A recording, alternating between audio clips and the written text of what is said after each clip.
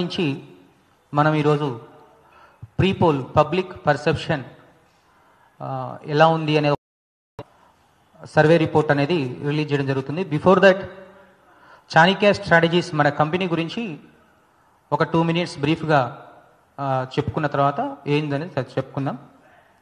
మీ అందరికీ తెలుసు, గతంలో చాలాసార్లు ఇదే ప్రెస్ క్లబ్లో సక్సెస్ మీట్లు పెట్టుకున్నాం. అదేవిధంగా పలు రాష్ట్రాల సర్వే రిపోర్ట్లు కూడా రిలీజ్ చేసుకునే ప్రయత్నం కూడా చేసాం.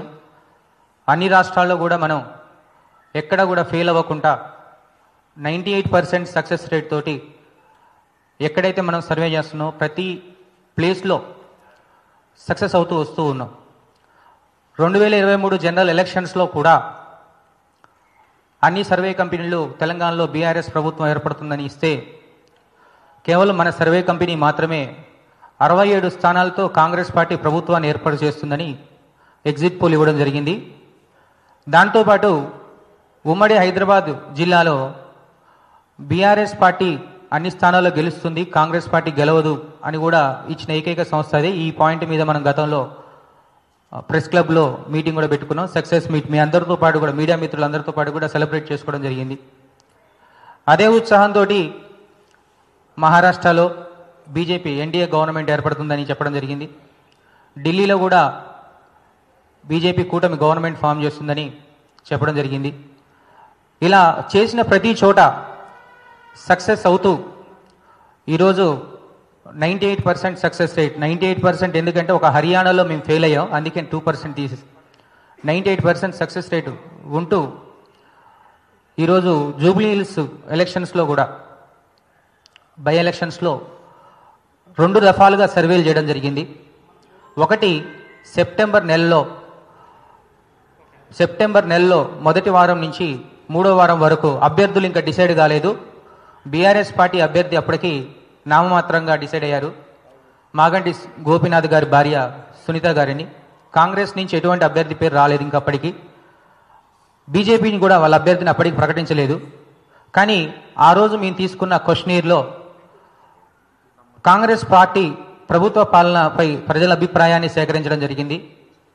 దానితో పాటు బై ఎలక్షన్స్లో మాగంటి సునీత వారిపైన సానుభూతి ఎంతవరకు ఉంటుంది, సానుభూతి వర్కౌట్ అవుద్దా లేదా, కాంగ్రెస్ పార్టీ 6 గ్యారెంటీలు వర్కౌట్ అవుతున్నాయా లేకపోతే సానుభూతి వర్కౌట్ అవుతుందా అనే అంశాల మీద ఆ రోజు సర్వే చేయడం జరిగింది. అప్పుడు సర్వే ప్రకారం కాంగ్రెస్కి బీఆర్ఎస్కి 11% డిఫరెన్స్ ఉంది ఆ రోజున. కానీ అక్టోబర్లో 3 పార్టీల నుంచి అభ్యర్థులు నిర్ణయించిన తర్వాత 3 పార్టీలలో గమనిస్తే కాంగ్రెస్ నుంచి నవీన్ యాదవ్ గారికి టికెట్ ఇవ్వడం జరిగింది. బీఆర్ఎస్ నుంచి దివంగత మాజీ ఎమ్మెల్యే భార్య మాగంటి సునీతకు టికెట్ ఇవ్వడం జరిగింది. బీజేపీ నుంచి మరొకసారి లెంకల దీపక్ రెడ్డికి టికెట్ ఇవ్వడం జరిగింది. ఈ 3 అభ్యర్థుల పేరు మీద రీసెంట్గా అక్టోబర్ 22 నుండి నవంబర్ 2 11 రోజుల ప్రయాణం సర్వేలో మనం ప్రతి డివిజన్ నుంచి సుమారుగా 1000 శాంపిల్స్ సేకరించుకొని అన్నిట్లో కలిపి 6000 సంథింగ్ శాంపిల్స్ సేకరించుకొని సర్వే అనేది చేయడం జరిగింది. ఈ సర్వే రిపోర్ట్ బయటపెట్టే ముందు ఏ అంశాలు ఏ పార్టీ మీద ప్రభావితం చేస్తున్నాయి, ప్రజలు ఏం మాట్లాడుకుంటున్నారు, ప్రజల్లో ఉన్న ఆలోచనలు, కాంగ్రెస్ ప్రభుత్వం మీద ప్రజల ఆలోచన ఎలా ఉంది, ప్రతిపక్ష పార్టీ బీఆర్ఎస్ మీద ప్రజల ఆలోచన ఎలా ఉంది, సామాజిక అంశాలు కమ్యూనిటీస్ వారిగా మైనార్టీస్లో ప్రభుత్వం మీద ఎలా ఉంది, బీజేపీ మీద ఎలా ఉంది, బీఆర్ఎస్ మీద ఎలా ఉంది, అదేవిధంగా సెటిలర్స్ ఇంపాక్ట్ ఎక్కువ ఉంటుంది, వాళ్ళ ప్రభావం ఎలా ఉంది, ఇలా సామాజిక వర్గాలు వయసుల వారీగా 3 పార్టీల బలాబలాలు ఒకసారి మనం చర్చించుకున్న తర్వాత మొన్న సర్వే రిపోర్ట్ని మనం ఒకసారి బయటపెట్టే ప్రయత్నం చేద్దాం. ఇప్పుడు మనం కాంగ్రెస్ గురించి ఇక్కడ మనం 4 రకాల ప్రశ్నలు మొన్న అక్టోబర్ 22 నుంచి నవంబర్ 2 వరకు తీసుకున్న దాంట్లో 4 రకాల ప్రశ్నలతో సర్వే చేయడం జరిగింది. అక్కడ ఏ అభ్యర్థికి ఓటు వేస్తారు, ఏ పార్టీకి ఓటు వేస్తారు, ఇక్కడ కన్ఫ్యూజ్ చేయడం కోసం ఏ పార్టీ గెలుస్తుంది అనుకుంటున్నారు అని క్వశ్చన్తో పాటు ఏ అభ్యర్థి గెలుస్తుంది అనుకుంటున్నారు అనే కన్ఫ్యూజన్లో 2 రకాల క్వశ్చన్లు ఇచ్చినప్పుడు ప్రజల్లో ఉన్న ఇంటర్నల్ ఆలోచన అనేది చెప్పడం జరుగుతుంది. అయితే ఇక్కడ కాంగ్రెస్కి ప్రధానంగా కలిసి వచ్చే అంశాలు ఏంది అని మాట్లాడుకున్నట్లయితే మెయిన్ కాంగ్రెస్ పార్టీ ఎజెండాలో జూబ్లీహిల్స్ నియోజకవర్గం గురించి మాట్లాడితే జూబ్లీహిల్స్ నియోజకవర్గంలో మొత్తం 407 బూతులు. 407 బూతులలో యూసఫ్గూడ 56 బూతులు, షేక్పేట 70, రెహమత్ నగర్లో 72, సోమాజిగూడ పార్ట్ 38, ఎర్రగడ్డ 63, వెంగళరావు నగర్ 58, బోరబండ 50. ఇలా మొత్తం 407 బూతులలో మైనార్టీ సామాజిక వర్గం సుమారు 1,10,000 నుంచి 1,15,000 ఓట్ బ్యాంక్ ఉంది. అండ్ బీసీస్ వచ్చేసి 1,75,000 నుంచి 1,80,000 ఓట్ బ్యాంక్ ఉంది, ఆల్ బీసీస్. తర్వాత సెటిలర్స్ కమ్యూనిటీ 40,000 ఓట్ బ్యాంక్ వాళ్ళది ఉంది, కమ్మ సామాజిక వర్గం. అదేవిధంగా క్రిస్టియన్స్ వారొక 30,000 ఓట్ బ్యాంక్ ఉంది. ఆల్ టుగెదర్ 4 లక్షల చిల్లర ఓట్ బ్యాంకు జూబ్లీహిల్స్ నియోజకవర్గంలో మనం గమనించడం జరిగింది. ఇలా ఒక్కొక్క కమ్యూనిటీ పరంగా గమనిస్తే కాంగ్రెస్ ఎజెండాలో మెయిన్ బీఆర్ఎస్ అభ్యర్థిని ప్రకటించిన తర్వాత, కమ్మ సామాజిక వర్గం నుంచి అభ్యర్థిని ప్రకటించిన తర్వాత కాంగ్రెస్ అభ్యర్థిని సెలెక్ట్ చేయడంలో కొంత జాప్యం జరిగింది. ఇక్కడ ఏ అభ్యర్థికి టికెట్ ఇస్తే బాగుంటుందని బాగా ఆలోచించి కాంగ్రెస్ తమ అభ్యర్థిని సెలెక్ట్ చేయడంలో 100% సక్సెస్ అయిందని చెప్పుకోవాలి అభ్యర్థి విషయంలో. ఎందుకంటే ఒక సైడు తెలంగాణలో బీసీ ఉద్యమం స్టార్ట్ అయింది, అదేవిధంగా జూబ్లీహిల్స్ నియోజకవర్గంలో మైనార్టీ సామాజిక వర్గం ఎక్కువ, దాని తర్వాత బీసీ సామాజిక వర్గం కూడా ఎక్కువ. ఈ రెండు సామాజిక వర్గాలను ట్రంప్ కార్డుగా బేస్ చేసుకొని వాళ్ళ ఓట్ బ్యాంకును బేస్ చేసుకొని కాంగ్రెస్ పార్టీ తమ అభ్యర్థిని సెలెక్ట్ చేసుకుందని భావించడం జరిగింది. ఇక్కడ కాంగ్రెస్ పార్టీ నుంచి నవీన్ యాదవ్కు టికెట్ ఇవ్వడం జరిగింది. అయితే ఇక్కడ ఇదే క్రమంలో మైనార్టీస్ ఓట్ బ్యాంకు ఎవరికి కీలకంగా ఉంది అనే అంశంలో కూడా మనం ఒక సర్వే చేయడం జరిగింది. మైనార్టీస్ ఓట్ బ్యాంకు మనకు చూస్తే 1,15,000 ఓట్ బ్యాంక్ మనం చెప్పడం జరిగింది. 1,15,000లో కూడా 2023 జనరల్ ఎలక్షన్స్లో వాళ్ళు కేవలం 40% మాత్రమే పోలైంది. వాళ్ళున్న బూతులలో సుమారు 45 బూతుల్ని వాళ్ళు బాగా స్ట్రాంగ్గా ప్రభావితం చేస్తారు. ఈ 45 బూతులలో వాళ్ళది గతంలో 40,000 మాత్రమే పోలింగ్ జరిగింది. 40,000లో కాంగ్రెస్ పార్టీకి ఎంత మేరకు వచ్చిందని అనాలిసిస్ చేస్తే వాళ్లకు 70% ఆ రోజు 2023 ఎలక్షన్స్లో పోలేయడం జరిగింది. 30% మళ్ళీ బీఆర్ఎస్ మాగంటి గోపికి పోలేయడం జరిగింది. కానీ ఈ ఎన్నికల్లో మైనార్టీస్ని మనం సర్వే చేసినప్పుడు అడిగితే ఇక్కడ 60:40 రేషియో, అంటే ప్రతి 10 మందిలో 6 కాంగ్రెస్ పేరు చెప్తే 4 బీఆర్ఎస్ పేరు చెప్పారు. కానీ ఇక్కడ ఇంకో ఈక్వేషన్ ఏంటంటే ప్రతి 10 మంది ఆడవాళ్ళలో మైనార్టీ ఓటర్లలో ప్రతి 10 మంది ఆడవాళ్ళలో మహిళా ఓటర్లలో 6 మళ్ళీ బీఆర్ఎస్ చెప్పారు. అంటే ఇక్కడ మనం ఒకటి గమనించాల్సింది ఏంటంటే మైనార్టీ మహిళల్లో బీఆర్ఎస్ పార్టీ అభ్యర్థి అయిన మాగంటి సునీతకి కొంత పాజిటివ్ ఎక్కువగా ఉంది. అంటే ఇక్కడ మనం మైనార్టీ ఓట్ బ్యాంకు ఎక్కువగా చీలే అవకాశం బీఆర్ఎస్కు ఉంది, మహిళా ఓట్ బ్యాంకు. అంటే ఈ రకంగా కంపేర్ చేసినప్పుడు ఇది రేపు పొద్దున 60-40 కాస్త 55-45 అవకాశం ఎక్కువగా కనపడుతుంది. ఎందుకంటే పోలింగ్ ఇంకా 4-5 రోజులు ఉంది కాబట్టి ఈ 4-5 రోజుల్లో క్యాంపెయినింగ్ ప్రభావం ఉంటుంది. కాబట్టి రోజు రోజుకి అంటే సెప్టెంబర్లో చేసిన సర్వేకి 11% ఉంటే అక్టోబర్లో చూసినప్పుడు కొంచెం డిఫరెంట్గా వచ్చింది. కాబట్టి బీఆర్ఎస్ యొక్క క్యాంపెయిన్ కానీ కాంగ్రెస్ క్యాంపెయిన్ ఈ రెండు క్యాంపెయిన్లు ప్రభావం ఉంటుంది. కాబట్టి రాబోయే రోజుల్లో ఈ 60-40 మైనార్టీ రేషియో 55-45 అయ్యే అవకాశాలు అయితే క్లియర్గా కనపడుతూ ఉన్నాయి మరి ఇప్పటివరకు.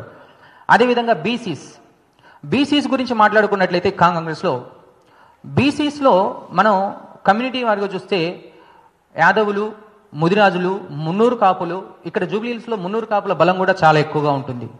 తర్వాత యాదవులు, గౌడ్స్ ఇలా ఉన్నారు. అయితే ప్రజల్లో ఈ కమ్యూనిటీ వారిగా సర్వే చేస్తున్నప్పుడు ఏంటంటే కాంగ్రెస్ బీసీ కార్డు ఉపయోగించినప్పటికీ కాంగ్రెస్ అభ్యర్థి అన్ని కమ్యూనిటీలని కలుపుకుపోవట్లేదని ఒక చర్చ అయితే ఇక్కడ ఈక్వేషన్ ప్రజల నుంచి పర్సెప్షన్ బిల్డ్ అయింది. ఈ పర్సెప్షన్ ఏదైతే ఉందో ప్రజల్లో అది కాంగ్రెస్ అభ్యర్థికి కొంత వ్యతిరేక పవనాల దిశగా ఉన్నాయి. సో ఆల్ బీసీ కమ్యూనిటీస్ని కాంగ్రెస్ అభ్యర్థి కలుపుకోవట్లేదు అనే ఒక అంశం ప్రజల్లో, ఎక్కడైతే రహమత్ నగర్, షేక్పేట, ఇటు సైడ్ ఎర్రగడ్డ, ఇక్కడ అందరూ కూడా ఆటోలు నడుపుకునే వాళ్ళు, పనులు వ్యాపారాలు, తర్వాత కన్స్ట్రక్షన్ ఫీల్డ్లో పనిచేసే మాస్ ఓటింగ్ ఎక్కువగా ఉంటుంది. అండ్ ఇక్కడ యూసఫ్ కూడా వచ్చేసరికి సినిమా ఇండస్ట్రీలో పనిచేసే జూనియర్ ఆర్టిస్టులు ఎవరైతే అంటే ఉత్తరాంధ్ర నుంచి వచ్చి సెటిల్ అయిన వాళ్ళు ఇక్కడ ఎక్కువగా ఉన్నారు. వీళ్ళందరిలో ఒక రకమైన ఈక్వేషన్ అనేది బీసీలో ఫ్రేమ్ అవుట్ అయింది. దీనివల్ల ఏమవుతుందంటే బీసీ ఓట్ బ్యాంకుల్లో కొంత పార్ట్ మున్నూరు కాపుల్లో నుంచి కొంత పార్ట్ బీజేపీ పార్టీకి చీలిన, మరికొంత పార్టీలో 50-50 బీఆర్ఎస్ వర్సెస్ కాంగ్రెస్ షేర్ చేసుకుంటుంది ఇక్కడ. దీనివల్ల కాంగ్రెస్ ఇక్కడ గెలవాలంటే బీసీల నుంచి 60% లాక్కోవాల్సి ఉంటుంది. కానీ ఇప్పుడు ప్రస్తుతానికైతే బీసీల్లో 50-50 రేషియో ఉంది. కొంత పార్ట్ అంటే 20% పార్ట్ ఇక్కడ బీజేపీ పార్టీ తీసుకుంటుంది. ఇక చూస్తే కమ్మ సామాజిక వర్గం, ఆంధ్ర సెటిలర్స్ ఇక్కడ మనం చూసుకున్నట్లయితే ఇక్కడ క్లాస్ ఏరియాలో వెంగళరావు కాలనీ కానీ, ఎర్రగడ్డ కానీ, ఇటు సైడ్ షేక్పేట్లో ఒక రీజియన్ కానీ చూస్తే ఎప్పుడైనా సెటిలర్స్ ఆలోచన ఎట్లా ఉంటుందంటే రూలింగ్లో గవర్నమెంట్ ఏదైతే ఉందో వాళ్ళకు ఓట్లు వేస్తారు ఎక్కడైనా బై ఎలక్షన్స్లో. కానీ ఈ నియోజకవర్గంకి వచ్చేసరికి కొంచెం మనం సర్వే చేస్తున్నప్పుడు డిఫరెంట్గా అనిపించింది. అంటే నలుగురు ఉన్న చోట సెటిలర్స్, 2-3 ఉన్న చోట సెటిలర్స్ దగ్గరికి వెళ్ళి ఏ పార్టీ గెలుస్తుంది, ఏ పార్టీ అభ్యర్థికి ఓటేస్తారని అడిగినప్పుడు మాత్రం నలుగురు ఉన్న చోట అరే రేపు పొద్దున మనం ఏదైనా అంటే డిస్కషన్స్లో తప్పు వస్తాయని తెలిసినతో సరిగా ఆన్సర్ చెప్పలేదు. కానీ అదే ఒక వ్యక్తిని మనం ఇండివిజువల్గా పక్కకు తీసుకెళ్ళి ఒక 10 నిమిషాలు టైం ఇచ్చి అడిగినప్పుడు మాత్రం 100% వాళ్ళు ఏం చేస్తున్నారంటే మాగంటి సునీత మీద కొంచెం సానుభూతి ఎక్కువగా ఉంది. ఈ సానుభూతి రేపు పొద్దున ఓటుగా మారే అవకాశాలు ఎక్కువగా ఉన్నట్టు గమనించి ఈ సెటిలర్స్లో ఆల్మోస్ట్ 65-35 రేషియో, అంటే 65% బీఆర్ఎస్కి 35% కాంగ్రెస్కి పడే అవకాశం అయితే క్లియర్గా ఇక్కడ గమనించడం జరిగింది. కానీ సెటిలర్స్ 2-3 ఉన్న చోట మనం సర్వే చేస్తే ఖచ్చితమైన ఫలితాలు అయితే రాబట్టలేకపోయినాం. 2-3 ఉన్న చోట రాలేము. కానీ ఇండివిజువల్గా పిలిచి మాట్లాడినప్పుడు మాత్రం వాళ్ళ మనసులో మాటను గమనించి అక్కడ మనం ఆన్సర్ తీసుకోవడం జరిగింది. అండ్ ఇక్కడ సెటిలర్స్లో ఎక్కువగా రియల్ ఎస్టేట్ వ్యాపారం చేసే వాళ్ళు ఉన్నారు. ఇక్కడ ఈ రియల్ ఎస్టేట్ వ్యాపారం చేసే వాళ్ళలో హైడ్రా ఎఫెక్ట్ తోటి గతంలో కాంగ్రెస్ ప్రభుత్వం తీసుకున్న ఏదైతే నిర్ణయం హైడ్రా ఉందో ఆ ఎఫెక్ట్ తోటి కొంత హైదరాబాద్లో మీ అందరికీ తెలిసిన విషయమే రియల్ ఎస్టేట్ రంగం అనేది కొంత కుదించుకుపోయిన విషయం, అంటే కుప్పకూలిపోయిన విషయం తెలిసిందే. కొనుగోళ్లు ఆగిపోయినాయి. కొనుగోళ్లు ఆగిపోవడంతో పాటు దీనితో అనుసంధానమైన 18 రకాల వ్యాపారాలు ఏదైతే రియల్ ఎస్టేట్తో అనుసంధానమైనవి, ఇసుక కావచ్చు, సిమెంట్ కావచ్చు, ఐరన్ కావచ్చు, కూలి పనులు కావచ్చు, ఇలా డిఫరెంట్ సెక్టర్స్ 18 రకాల వ్యాపారాల్లో 30% వ్యాపారాలు పడిపోయినాయి. దీనివల్ల రియల్ ఎస్టేట్ వ్యాపారం చేసేవాళ్ళు అండ్ ఆ రియల్ ఎస్టేట్ మీద డిపెండ్ అయిన మాస్ ఓటర్స్, కూలి పనులు చేసుకునే వాళ్ళు చాలా వరకు ఈ జూబ్లీహిల్స్ నియోజకవర్గంలో, అంటే నియోజకవర్గం మాత్రమే అందంగా కనపడదు, జూబ్లీహిల్స్ అద్దాల మెడలా కనపడుతుంది. కానీ లోపలికి వెళ్తే 60% మాస్ ఓటింగ్ ఉంది. ఇక్కడ 60% మాస్ ఓటింగ్, 40% క్లాస్ ఓటింగ్ ఉంది. ఈ 60% మాస్ ఓటింగ్ మీద ఎక్కువగా ఇంపాక్ట్ చూపిన నిర్ణయం ఏదైతే ఉందో హైడ్రా ఎఫెక్ట్, దానివల్ల మాస్ ఓటర్స్లో, ఎందుకంటే మేము ఒక దగ్గర ఇది రెహమత్ నగర్లో ఒక బస్తీకి వెళ్ళి అడిగినప్పుడు వాళ్ళు రూపాయి కూడబెట్టుకొని ఎక్కడో ఒక దగ్గర చిన్న ఫ్లాట్ కొనుక్కున్నారంట, దాంట్లో ఒక చిన్న ఇల్లు కట్టుకున్నారంట, దాన్ని కూలగొట్టారంట. సర్వేకి వెళ్ళినప్పుడు ఒక కుటుంబం చెప్పిన బాధ అనేది కొంచెం డిఫరెంట్గా, అంటే ఆ ఒకటే కాదు, అలాంటి చాలా వరకు మనం వినడం జరిగింది. ఇవన్నీ ఏంటంటే కొంచెం మాస్ ఓటింగ్ని కదిలిచేసింది. పైకి ఏ పార్టీ గెలిస్తే బాగుంటుంది అన్నప్పుడు పైకి ఒక సమానం చెప్పినా, కానీ ఇండివిజువాలిటీ మాత్రం ప్రజల్లో ఒక సైలెంట్ ఓటింగ్ ప్రాతిపదికన సైలెంట్ ఓటింగ్ ప్రక్రియ అనేది రేపు పొద్దున 100% జరగబోతుంది అనేది మనం కనిపెట్టడం జరిగింది. సో దీనివల్ల ఏమవుతుందంటే సైలెంట్ ఓటింగ్ ఎక్కువ శాతం ఇక్కడ ప్రతిపక్ష పార్టీ అయిన బీఆర్ఎస్కి పడే అవకాశం ఉన్నట్టు గమనించడం జరిగింది ఇక్కడ. దాంతోపాటు ఇక కాంగ్రెస్కి ప్రధానంగా కలిసి వచ్చే అంశాల గురించి మాట్లాడుకుందాం. కాంగ్రెస్ పార్టీకి ప్రధానంగా కలిసి వచ్చే అంశాలు చూస్తే యాదవ కమ్యూనిటీ ఏదైతే బీసీ కార్డు ఉందో, యాదవ కమ్యూనిటీ, వాళ్ళ కమ్యూనిటీలో ఓట్లు తక్కువే ఉన్నా కానీ యూనిటీ ఉంటుంది. అదేవిధంగా మైనార్టీ ఓట్ బ్యాంకులో 60% వాళ్ళకు అనుకూలంగా ఉంది. దానితో పాటు కాంగ్రెస్ అభ్యర్థి అయిన నవీన్ యాదవ్, ఇతని మీద వ్యక్తిగతంగా ప్రజల్లో ఎవరు పెళ్లి కార్డు ఇచ్చినా వెళ్తాడంట, ఎవరు ఇన్వైట్ చేసినా వెళ్తాడంట. 100% వ్యక్తిగతంగా కొంచెం మంచినే ఉంది. అదేవిధంగా ఇతను గతంలో చేసిన శ్రీమంతాలు కానీ సోషల్ యాక్టివిటీస్ కానీ ప్రజల్లో కొంత మంచి పేరే ఉన్నప్పటికీ ఇక్కడ కాంగ్రెస్ ప్రభుత్వం మీద ఏర్పడ్డ ఏదైతే యాంటీ ఇన్కమెంట్స్ వ్యతిరేకత ఏదైతే ఉందో అది అంటే ఎక్కువగా ఇంపాక్ట్ చూపిస్తుంది ఇక్కడ. అదేవిధంగా కాంగ్రెస్ గవర్నమెంట్ ఇచ్చిన ration cards, new ration cards mass ఓటింగ్స్లో కొంత పాజిటివ్ దృక్పథాన్ని అయితే అక్కడ ఇవ్వడం జరిగింది. దీంతో పాటు పాత కాంగ్రెస్ సాంప్రదాయ ఓట్ బ్యాంక్ ఏదైతే ఉందో అది ఒక 18,000 to 20,000 సాంప్రదాయ ఓట్ బ్యాంక్ ఇక్కడ ఉండడం గమనించడం జరిగింది. ఇవి కాంగ్రెస్ పార్టీకి 4 అనుకూల అంశాలని చెప్పుకోవచ్చు. ఇంకా నెగిటివ్ వచ్చేసరికి ప్రభుత్వ పాలన. ఇది మాత్రం మాట్లాడుకునే ముందు అయితే ఇక్కడ మనం సర్వేలో సెకండ్ క్వశ్చన్ కింద అడిగింది ఏంటంటే ప్రస్తుత ప్రభుత్వ పాలన మీద మీ అభిప్రాయం ఏంటి అని అడిగింది. ఈ ప్రశ్నకు సమానంగా మనం అడిగినప్పుడు 63% ప్రజలు కాంగ్రెస్ ప్రభుత్వ పాలన బాగలేదు అని చెప్పడం జరిగింది. దాంతోపాటు 29% ప్రజలు కాంగ్రెస్ ప్రభుత్వ పాలన బాగుంది, పర్లేదు అని చెప్పడం జరిగింది. మరొక 8% ప్రజలు ఇప్పుడే చెప్పలేం అనే ఆన్సర్ కూడా చెప్పడం జరిగింది. అంటే ఇక్కడ యాంటీ ఇన్కమిన్స్ ప్రభుత్వ పాలన మీద వ్యతిరేకత అనేది 63%, అంటే డేంజర్ జోన్లో ఉందని చెప్పుకోవచ్చు. అయితే ఇది రేపొద్దున బై ఎలక్షన్స్లో కొంత ఎక్కువ ప్రభావం చూపే అవకాశం అయితే ఉంది. ఇదే సైలెంట్ ఓటింగ్, ఎందుకంటే ఇంకా 3 సంవత్సరాలు కాంగ్రెస్ ప్రభుత్వం ఉంటుంది కాబట్టి ప్రజల్లో ఒక రకమైన భయా వాతావరణం అనేది ఏర్పడుతూ ఉంటుంది.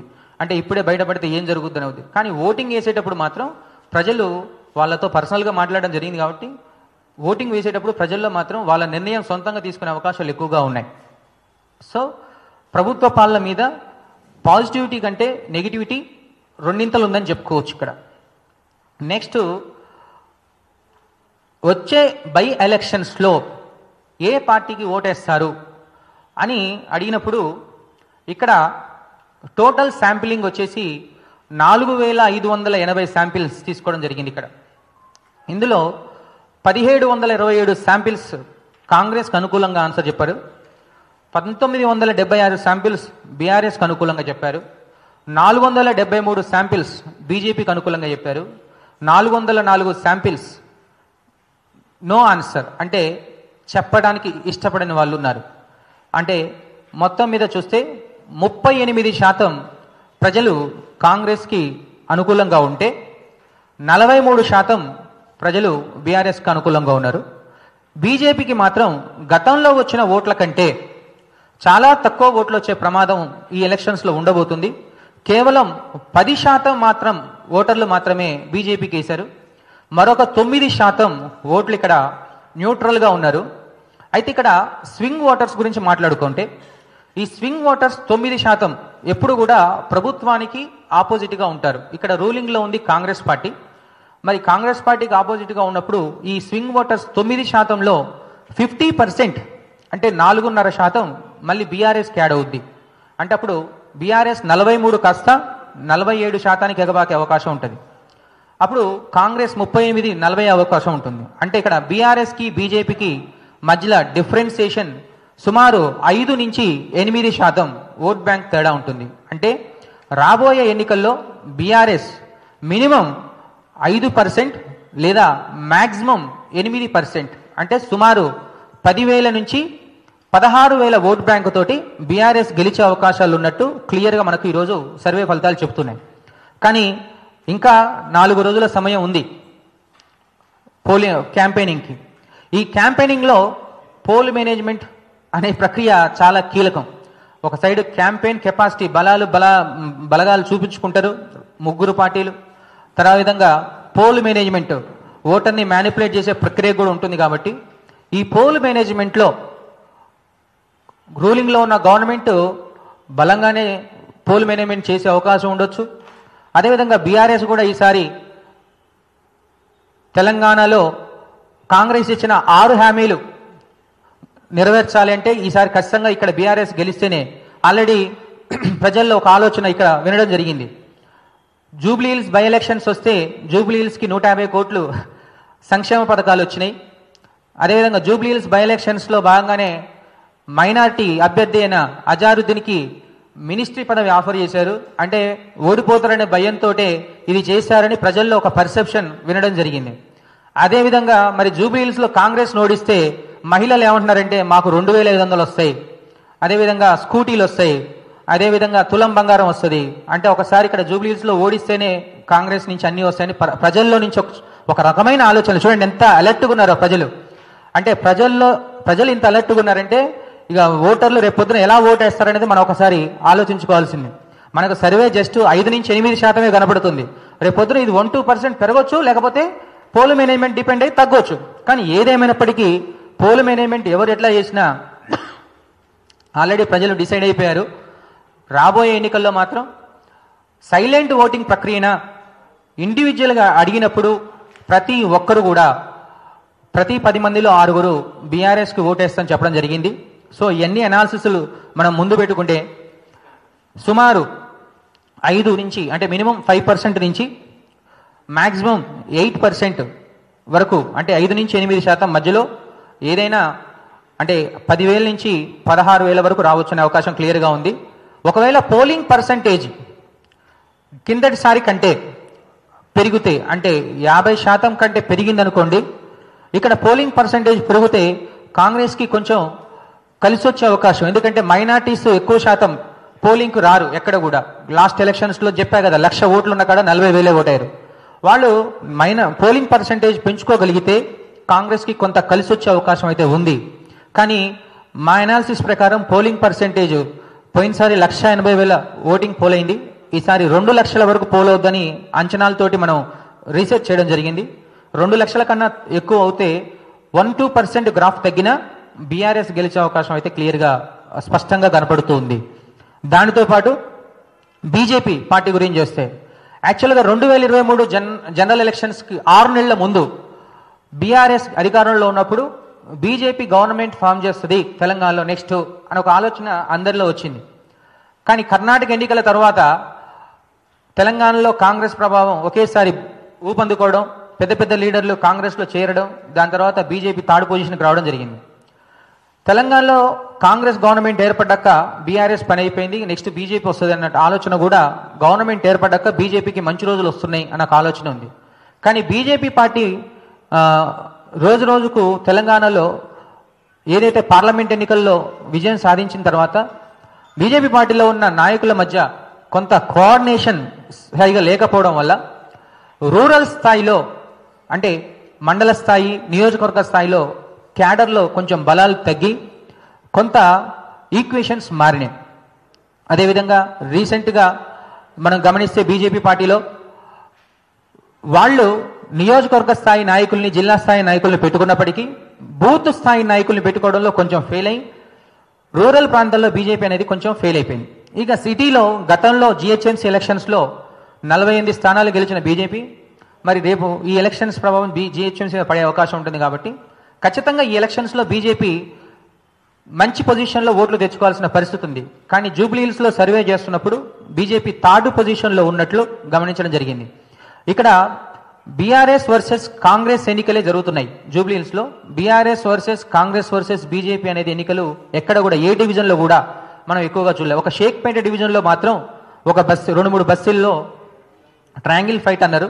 మిగిలిన అన్ని డివిజన్లలో కూడా బీఆర్ఎస్ వర్సెస్ కాంగ్రెసే ఎన్నికల వాతావరణం ఏర్పడింది. బీజేపీకి గతంలో వచ్చిన ఓట్ల కంటే చాలా తక్కువ ఓట్లు అంటే బిలో 10% ఓట్స్ వచ్చే అవకాశాలు అయితే ఈ ఎన్నికల్లో జరగబోతుంది.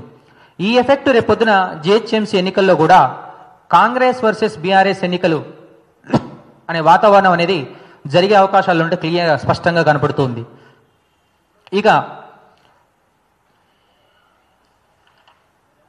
ఏజ్ ఫ్యాక్టర్స్ మనం మాట్లాడుకున్నట్లయితే ఏజ్ ఫ్యాక్టర్స్లో యూత్ 18 నుంచి 20 సంవత్సరాలు ఫ్రెష్ ఓటర్స్ 12,000 ఉన్నారు. ఇక్కడ 20 నుంచి 29,000 వయసు 72,000 మంది ఉన్నారు.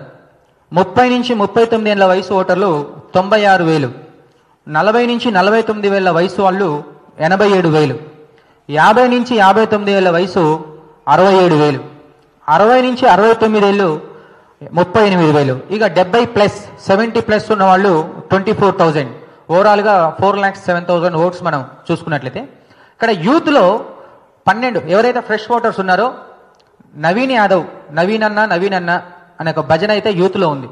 ఇది వినపడింది, కనబడింది నియోజకవర్గంలో. కానీ వీళ్ళ సంఖ్య చాలా తక్కువ, అంటే 12,000 ఉంది. కాబట్టి ఇది గెలుపు ఓటముల్ని నిర్ణయించేదిగా ఉండదు. కానీ 30 నుంచి 50 ఏళ్ళు 60 ఏళ్ల వయసు ఉంటే 2.5 లక్షలు వీళ్ళే ఉన్నారు. ఈ 2.5 లక్షల్లో మహిళా ఓటర్లలో ప్రతి 10 మందిలో 6-7 బీఆర్ఎస్కి అనుకూలంగా ఉన్నారు. ఇక్కడ మహిళా ఓటింగ్ కీలకం కాబట్టి ఇక్కడ మాగంటి సునీత మీద సింపతితో పాటు ఎంపతి అంటే సానుభూతితో పాటు అయ్యో పాపం అనే ఒక ఈక్వేషన్ మాగంటి సునీత మీద ఎక్కువగా మహిళల్లో వినపడడం జరిగింది. దీనివల్ల మహిళా ఓటు బ్యాంక్లో 70% గమనిస్తే బీఆర్ఎస్కి పడే అవకాశం ఉంది.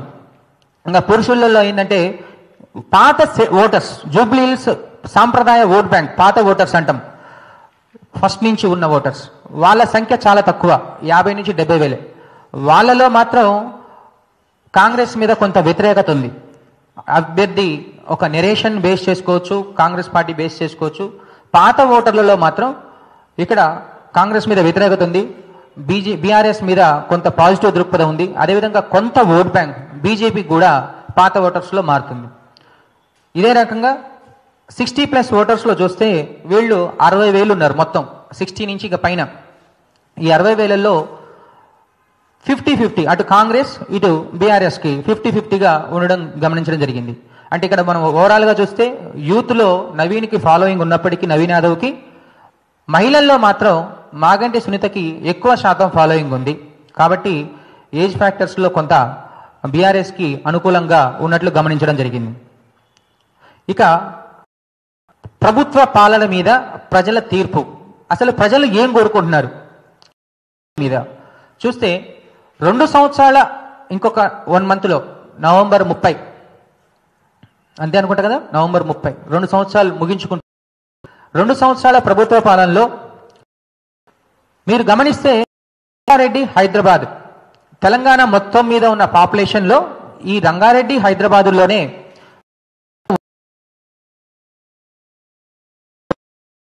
కేసీఆర్ ప్రభుత్వంలో ఈ 2 జిల్లాల్ని దృష్టిలో పెట్టుకొని రూరల్ ప్రాంతాల్లో నుంచి వచ్చిన ఓటర్లందరూ ఇక్కడే ఎక్కువ ఉంటారు, ఇక్కడే నివాసిస్తున్నారు. కాబట్టి ఇక్కడ ప్రజల్ని ఎక్కువ కాపాడుకోవాలనే ఉద్దేశంతో గతంలో 10 సంవత్సరాల పరిపాలనలో కేసీఆర్ ప్రభుత్వంలో రంగారెడ్డి జిల్లాకు 3 మంత్రుల్ని, హైదరాబాద్ జిల్లాకు 3 మంత్రుల్ని పెట్టడం జరిగింది, మీ అందరికీ తెలిసిన విషయమే. కానీ ఈ 2 సంవత్సరాల కాంగ్రెస్ పాలనలో ఈ ఉమ్మడి రంగారెడ్డి, హైదరాబాద్ జిల్లాలకు ఒక్క మంత్రి కూడా లేడు అనే ఒక ఆలోచన ప్రజల్లో ఉంది. అంటే మాకేదైనా సమస్య వస్తే ఏ మంత్రికి చెప్పుకోవాలి అనే ఒక ఆలోచన. రూరల్లో మంత్రులు ఉన్నారు, రేషన్ కార్డులు ఉన్నాయి, ఇందిరా మిల్లు వస్తున్నాయి, సన్నబియ్యం వస్తున్నాయి, అన్నీ వస్తున్నాయి. అంటే ఏదైతే హామీలు ఇచ్చినా అవి చేస్తున్నారు. కానీ ఈ 2 జిల్లాల్లో ప్రజలకు ఏం న్యాయం జరిగింది అనే ఒక ఆలోచనతో ఇక్కడ ప్రజలు కొంత సంకోచం అనేది వ్యక్తం చేయడం జరిగింది. దీని ఇంపాక్ట్ ఎక్కువగా ఉంది. అంటే 2 జిల్లాల్లో ఏ మంత్రి లేకపోవడం, అదేవిధంగా మొన్నటికి మొన్న కాంగ్రెస్ ప్రభుత్వం తీసుకున్న ఏదైతే నిర్ణయం మైనారిటీ అభ్యర్థికి మంత్రి పదవి, ఎమ్మెల్సీ ఇచ్చి మంత్రి పదవి ఏదైతే ఉందో అది ఆలోచనలో ప్రజల్లో ఇంకొక రక ఆలోచన డిసైన్ చేసింది. ఏంటంటే ఎన్నికలు వచ్చినాయి కాబట్టి ఇప్పుడు ఇక్కడ ఇచ్చడం జరిగిందా, మరి రంగారెడ్డి, హైదరాబాద్లో ఒక కాంగ్రెస్ అభ్యర్థి కూడా గెలవలేదు, రంగారెడ్డిలో గెలిచింది ఒకే ఒక కాంగ్రెస్ అభ్యర్థి, ఇబ్రాహీంపట్నంలో మల్రెడ్డి రంగారెడ్డి గెలిచారు, కనీసం అక్కడ గెలిచిన అభ్యర్థి కూడా మంత్రి పదవి వేయలేదు. మరి హైదరాబాద్లో మైగ్రేట్ అయ్యారు, అరికపూడి గాంధీ పార్టీ మారి వచ్చాడు, మరి అంతకుముందు మంత్రి పదవి ఇవ్వకుండా ఎన్నికలు వచ్చినాయి, ఇప్పుడు మంత్రి పదవి ఇస్తున్నారు. ఓన్లీ మైనార్టీ ఓట్లను చీల్చడం కోసమే, మైనార్టీ ఓట్లను లాక్కోవడం కోసమే మంత్రి పదవి ఇచ్చారా అనే ఒక ఆలోచన బీసీ ఓటర్లలో స్టార్ట్ అయింది. దీంతోపాటు నవీన్ యాదవ్ యొక్క ఫాలోవర్స్లో కూడా ఒక ఆలోచన ఏమైందంటే, ఎన్నికలు సర్వే చేస్తున్నప్పుడు నవీన్ యాదవ్ గెలిస్తే హైదరాబాద్లో మంత్రి లేడు కాబట్టి యాదవ్ కమ్యూనిటీ నుంచి మంత్రి అయ్యే అవకాశం ఉంది అని వాళ్ళు ఆల్రెడీ ఒక పర్సెప్షన్ బిల్డ్ చేసుకోవడం జరిగింది. ఎప్పుడైతే ఇక్కడ అజారుద్దీన్కి మంత్రి పదవిని అనౌన్స్ చేశారో అక్కడ ఫాలోవర్స్లో కొంత ఆలోచన సరళి మారి వాళ్ళ యొక్క యాక్టివిటీస్ అనేది కొంచెం తగ్గుముఖం బట్టి దీని యొక్క ప్రభావం కాంగ్రెస్ మీద ఎక్కువగా పడే అవకాశం ఉన్నట్టు గమనించడం జరిగింది. అదేవిధంగా హైదరాబాద్లో కాంగ్రెస్ ప్రభుత్వం తీసుకున్న మరొక నిర్ణయం హైడ్రా ఎఫెక్ట్.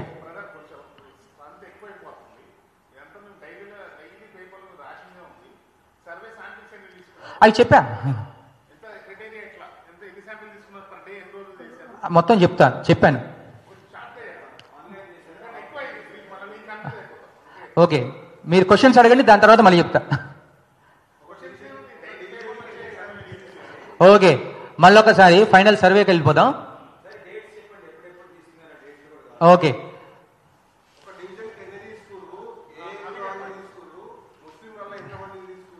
ఓకే,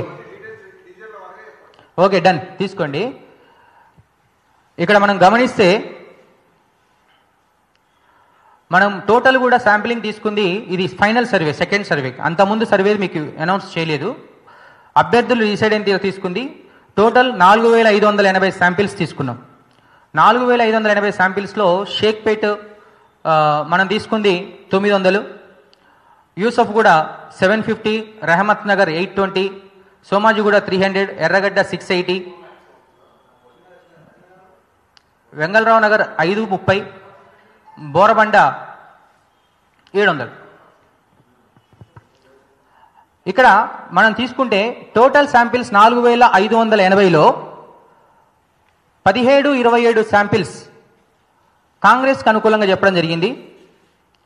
1976 శాంపిల్స్ బీఆర్ఎస్కి అనుకూలంగా చెప్పడం జరిగింది. బీజేపీకి 473 శాంపిల్స్ చెప్పడం జరిగింది. 404 మంది ఏ ఆన్సర్ చెప్పలేదు. అంటే ఇప్పుడే చెప్పలేం అనే సంఖ్య. పర్సంటేజ్ల ప్రకారం చూసుకుంటే బ్రదర్ 38% కాంగ్రెస్కి, 43% బీఆర్ఎస్కి, 10% బీజేపీకి, ఇందాక ఎటు నిర్ణయం చెప్పని వాళ్ళు 9% స్వింగ్ ఓటర్స్. ఈ స్వింగ్ ఓటర్స్లో ఇందాక మీకు నెరేషన్ ఇచ్చా. ఎలా ఉంటుందంటే ఇది ప్రభుత్వ వ్యతిరేక ఓట్ బ్యాంక్ ఉన్నది. దీంట్లో 50% మళ్ళీ యాంటీ ఇన్కంబెంట్ బీఆర్ఎస్కు ప్రతిపక్షానికి యాడ్ అవుతుంది. కాబట్టి ఈ 43 కాస్త 4% యాడ్ అయితే 47 అయ్యే అవకాశాలు ఉంటాయి. అప్పుడు బీఆర్ఎస్ పర్సంటేజ్ 43 to 48 అయినప్పుడు బీఆర్ఎస్ మినిమం 5% నుంచి 8% మార్జిన్ తోటి కొంచెం అనుకూల వాతావరణాలు ఉన్నాయని చెప్పుకోవచ్చు.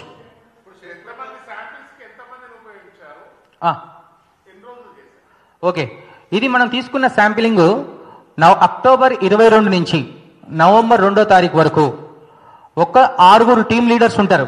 టీమ్ లీడర్ కింద మళ్ళీ 5 సభ్యులు ఉంటారు. ఒక్కొక్క టీమ్ లీడర్ కింద 5 సభ్యుల్ని బేస్ చేసుకొని వాళ్ళు సుమారు 11 రోజులు అనాలిసిస్ చేస్తారు. ఒకరోజు కాదు, అక్టోబర్ 22 నుంచి నవంబర్ 2, అంటే నవంబర్ 1కి సర్వే అయిపోయింది, 2వ తారీఖు అనాలిసిస్ ఉంటుంది కాబట్టి నవంబర్ 2 12 రోజుల ప్రక్రియ ఇది, ఒక రోజుతో కూడా. ఈ 12 రోజుల ప్రక్రియలో మొత్తం కలిపి 36 మంది సభ్యులు చేసుకుంటూ పోయారు. 36 మంది సభ్యులు చేసిన రిపోర్ట్లో మనకు రీసెర్చ్ మొత్తం సైంటిఫిక్ అనాలిసిస్ చేసిన తర్వాత బీఆర్ఎస్కి కాంగ్రెస్కి మధ్య వ్యత్యాసం 5% లీడ్ చూపిస్తుంది. కానీ ఈ యాంటీ ఇన్కంబెంట్ ఓటు 9%లో ఈ స్వింగ్ ఓటర్స్ 50% బీఆర్ఎస్కి యాడ్ అవుతుంది. కాబట్టి బీఆర్ఎస్ 45%, అంటే 43 నుంచి 47కి వెళ్తారు. అప్పుడు కాంగ్రెస్ కూడా 3% యాడ్ అవుద్ది. అంటే అప్పుడు 38 నుంచి 41, అంటే అప్పుడు 41, 47, అంటే 6% డిఫరెన్స్ అనేది ఈ రెండు పార్టీలకు ఉన్నట్టు రీసెర్చ్ చెప్తుంది. ఇది అవునండి.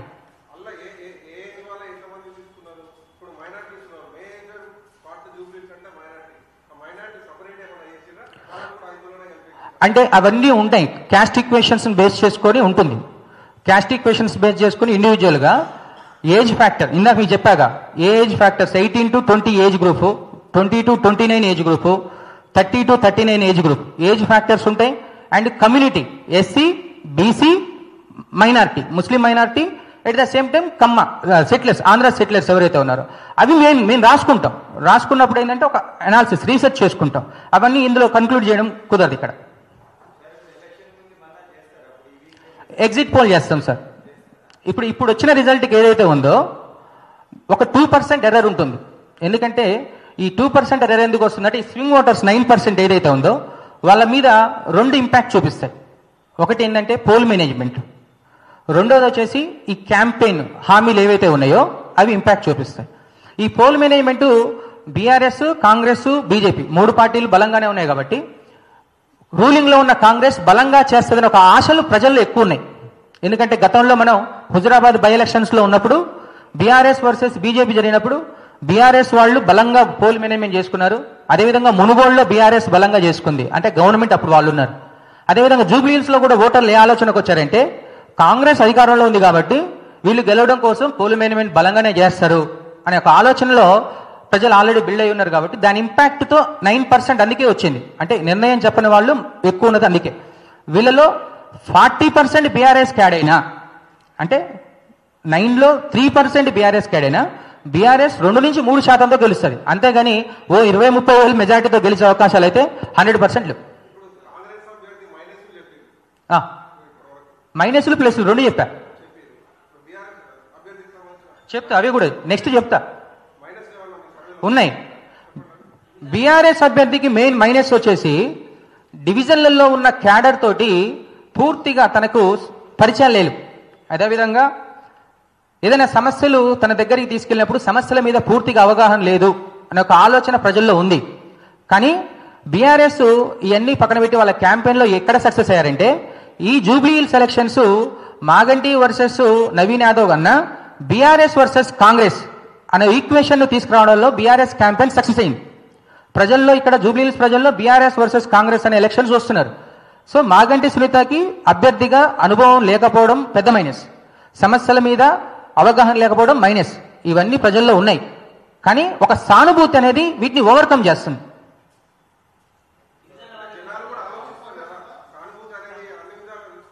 అవును, అన్ని విధాలుగా లేవు.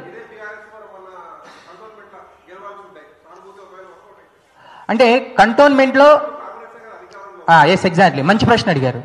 కంటోన్మెంట్ చూస్తారు కింద అప్పుడు మనకు పార్లమెంట్ ఎన్నికలు జరుగుతున్నాయి. పార్లమెంట్ ఎన్నికలు జరిగినప్పుడు కాంగ్రెస్ వర్సెస్ బీజేపీ జరిగింది తెలంగాణ మొత్తం, బీఆర్ఎస్ అనేది జరగలేదు. పార్లమెంట్ ఎన్నికలతో పాటు జరిగిన ఎన్నికల్లో అక్కడ కూడా కాంగ్రెస్ వర్సెస్ బీఆర్ఎస్ జరిగింది. అక్కడ ఆల్రెడీ ఒకసారి బై ఎలక్షన్స్ వస్తే సానుభూతి వర్కౌట్ అయింది, గెలిచారు. ఇక రెండోసారి గణేష్ మీద కూడా సానుభూతి ఉంది, ఎందుకంటే గతంలో ఓడిపోయాడన్న సానుభూతి. ఇక్కడ నవీన్ యాదవ్ కూడా 2 సార్లు గతంలో ఓడిపోయాడన్న సానుభూతి ఉంది. కానీ ఈ సానుభూతి కంటే అక్కడ మాగంటి సునీత భర్త చనిపోయాడని ఒక సానుభూతి, అంటే ఇక్కడ సెంటిమెంట్తో పాటు సింపతితో పాటు ఎంపతి వర్కౌట్ అవుతుంది సునీత మీద. కానీ నవీన్ యాదవ్ మీద ఓన్లీ సింపతి వర్కౌట్ అవుతుందని చెప్తున్నా. చెప్తా సార్. ఎస్, మంచి ప్రశ్న అడిగి. అవును అవును సార్, ఇందాక మీకు ఫ్లోలో చెప్తున్నప్పుడు వ్యాపారాల గురించి, రియల్ ఎస్టేట్ వ్యాపారాల గురించి చెప్పా. దాంతోపాటు ఇక్కడ మనం మెయిన్గా చూస్తే ఏంటంటే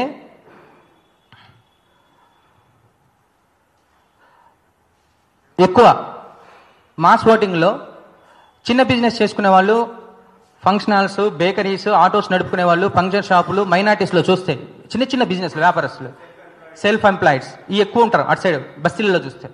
ఇక పెద్ద వ్యాపారాలు చేసుకునే వాళ్ళు, రియల్ ఎస్టేట్ కావచ్చు, దానికి సంబంధించిన వ్యాపారాలు చేసుకునే వాళ్ళు కావచ్చు ఎక్కువ ఉంటారు. అయితే వ్యాపారాల్లో రియల్ ఎస్టేట్ వ్యాపారాలు ఇండివిజువల్గా ఉన్నప్పుడైతే మాకు వ్యాపారం తగ్గింది అని ఒక ఆలోచన ఉంది. కానీ ఇంకా 3 సంవత్సరాలు గవర్నమెంట్ ఉంది కదా, మరి ఈ 3 సంవత్సరాలు మరి వ్యాపారాలు చేసుకోవాలంటే మరి ఏదో ఒకటి చేయాలి కదా అని పెద్ద వ్యాపారాలు చేసుకునే వాళ్ళలో మాత్రం ఆలోచన సరళి మారింది. కానీ చిన్న చిన్న వ్యాపారత్వం చేసుకునే వాళ్ళకైతే వాళ్ళు చెప్పింది ఏంటంటే గతంలో ఉన్న వ్యాపారం కంటే ఇప్పుడు వ్యాపారం కొంచెం తగ్గింది, ఒక 20-30% తగ్గింది. అదేవిధంగా కాస్ట్ ఆఫ్ లివింగ్ మాది పెరిగింది అని ఒక ఆలోచన చెప్పడం జరిగింది. అదేవిధంగా రిటైర్డ్ ఎంప్లాయీస్లో ఒక ఆలోచన రీసెంట్గా, ఇది తెలంగాణ మొత్తం ఉంది కానీ ఇక్కడ కొన్ని బస్తీల్లో ఎస్పెషల్లీ చెప్పాలంటే ఎర్రగడ్డ, అదేవిధంగా బోరబండ ఈ ప్రాంతాల్లో రిటైర్డ్ ఎంప్లాయీస్ కొంత ఉన్నారు. వాళ్లకు రావాల్సిన ఫంక్షన్స్ ఏదైతే రావాల్సిన డబ్బులు, రిటైర్డ్ కాగానే రావాల్సిన డబ్బులు రాకపోవడం కొంత వాళ్ళకు ఆలోచన సరళిని మార్చింది. కానీ అలా అని వాళ్ళ ఓట్ బ్యాంక్ మారుద్దా అంటే కొంత రేపు పొద్దున ఓటు వేయకపోతే ఇంకేమైనా అయితే భయం కూడా లోపల ఉంది. సో ఇక్కడ సైలెంట్ ఓటింగ్ వీళ్ళలో పడే అవకాశం ఉంది. ఈ సైలెంట్ ఓటింగ్ వల్లనే ఇక్కడ స్వింగ్ ఓటర్స్ పెరగడం జరిగింది.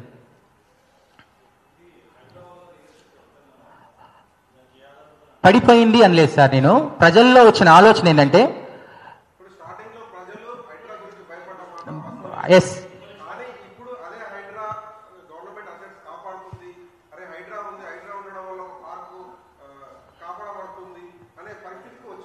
ఓకే,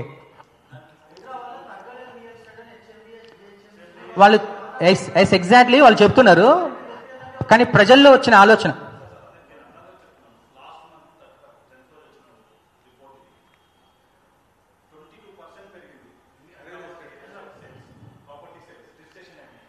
అవునవును, నేను కూడా చూసా, పేపర్లో చూసా. లేదు లేదు లేదు, ప్రజలు మాస్ ఓటింగ్ ఇందాక మీకు చెప్పా, జూబ్లీ హిల్స్ నియోజకవర్గం మాత్రమే హార్ట్ ఆఫ్ ది సిటీ. కానీ ఇక్కడ ఎక్కువ మాస్ ఓటింగ్ ఉన్నారు. 60%, మోర్ దాన్ 60%. మనం బస్సుల్లోకి వెళ్తే మోర్ దాన్ 60% మాస్ ఓటింగ్. ఈ మాస్ ఓటింగ్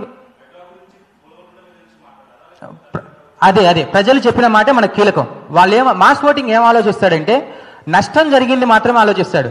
అది ఎంతవరకు మంచిది ఎంతవరకు చెడ్డదని వాడికి పూర్తిగా అవేర్నెస్ ఉండదు. సో ఆ అవేర్నెస్ కల్పించాల్సిన బాధ్యత ఎవరికి ఉంటుందంటే పార్టీలకు ఉంటుంది.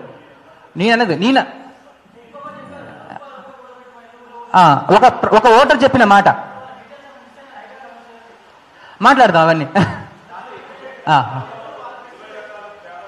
వర్షమా?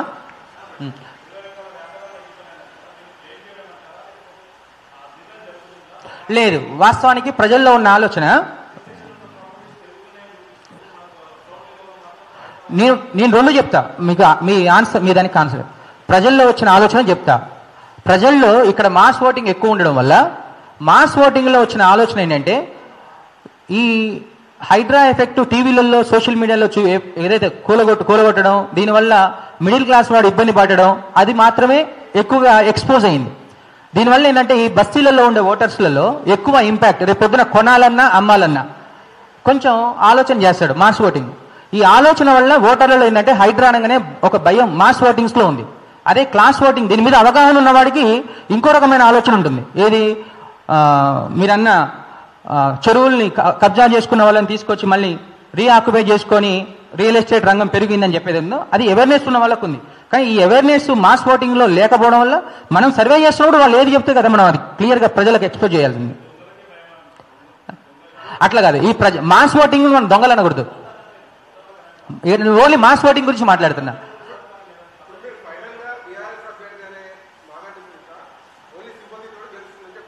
అవును, రెండోది ఉంది. ఇవి కూడా చెప్పాం. ఎందుకు ఓటేస్తారని మీరు బీఆర్ఎస్కి ఎందుకు ఓటేస్తారు, కాంగ్రెస్కి ఎందుకు ఓటేయకూడదు అనే క్వశ్చన్స్ కూడా ఉంటాయి కదా. సర్వే చేసేటప్పుడు అన్ని రకాల ప్రశ్న ఉంటుంది. 100% చెప్పు. అయితే ఇక్కడ బీఆర్ఎస్ అభ్యర్థికి సింపతి వర్కౌట్ అవుతుంది. కానీ ప్రజల్లో ఇందాక ఏదైతే చెప్తున్నామో ప్రజల్లో కంపారిజన్ అనేది ఒకటి ఉంది.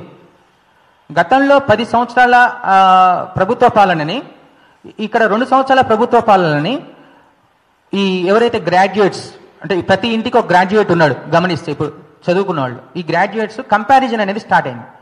సెల్ఫ్ రెస్పెక్ట్ అనేది బాగా కోరుకుంటున్నారు. ఓటర్ బాగా కోరుకునేది ఫైనల్ అజంప్షన్. సెల్ఫ్ రెస్పెక్ట్ బాగా కోరుకుంటున్నారు. ఈ సెల్ఫ్ రెస్పెక్ట్ ఏంటంటే, చిన్న ఉదాహరణ ఏంటంటే, గతంలో ఎమ్మెల్యే ఒక ఊరికి వచ్చాడంటే అందరూ సంతోషపడేవాళ్ళు. ఇప్పుడు ఎమ్మెల్యే మన పక్కింటికి వచ్చాడన్నా సంతోషపడట్లేదు. ఎందుకంటే నా ఇంటికి రాలేగా అనే ఒక సెల్ఫ్ రెస్పెక్ట్కి వెళ్ళిపోయారు. అంటే ఈ సెల్ఫ్ రెస్పెక్ట్, ఓవర్ ఎక్స్పెక్టేషన్స్ ఏదైతే ఉన్నాయో ఈ ఎక్స్పెక్టేషన్స్ని గవర్నమెంట్ టచ్ చేయలేకపోతుంది. ఈ టచ్ చేయలేకపోవడం వల్ల ఏంటంటే కంపారిజన్ స్టార్ట్ అయింది. అటు లాస్ట్ ప్రభుత్వ పాలనకి ఈ ప్రభుత్వ పాలనకి.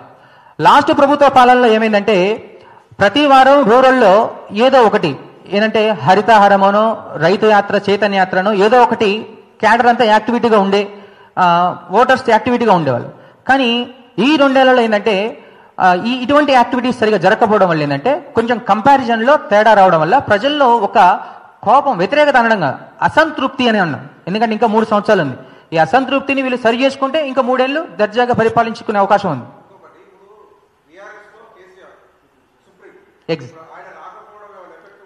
100% మంచి ప్రశ్న అడిగారు. ఈ మాట మేము ప్రజల్ని అడిగాం. అసలు బీఆర్ఎస్ నుంచి ప్రజలు ఏం కోరుకుంటున్నారంటే, బీఆర్ఎస్ నుంచి ప్రజలు కోరుకునేది ఏంటంటే కేసీఆర్ ఒకసారి వచ్చి వాళ్ళ సమస్యలు వినాలని ప్రజలు కోరుకుంటున్నారు. ఒకవేళ కేసీఆర్ నిజంగా బయటకు వచ్చి వాళ్ళ సమస్యలు వింటే ఈ గ్రాఫ్లు మళ్ళీ తారుమారే అవకాశం ఉంటుంది.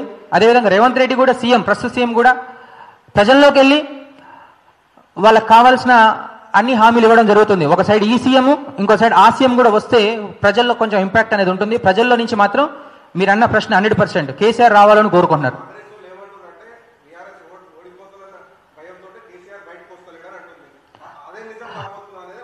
బ్రదర్, అది 2 ప్రభుత్వాలు 2 పార్టీల యొక్క ప్రశ్నలు. మనం సర్వేల గురించి మనం మాట్లాడుకుందాం.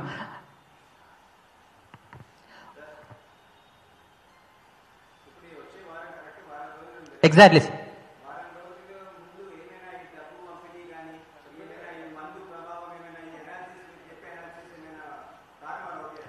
నేను చెప్తున్నా కదా సార్, ఈ వారంలో 2 ప్రభావాలు ఉంటాయి. ఒకటి క్యాంపెయిన్, స్ట్రెంగ్త్ ఆఫ్ క్యాంపెయిన్.